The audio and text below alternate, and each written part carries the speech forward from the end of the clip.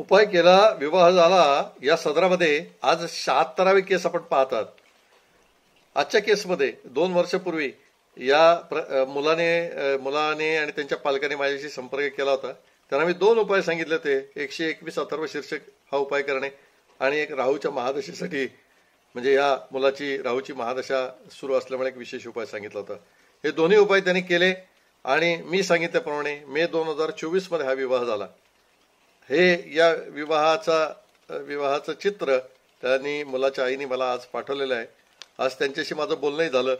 मी न मागता त्यांनी मला विवाहाचा फोटो पाठवला, याकरता त्यांना विशेष धन्यवाद.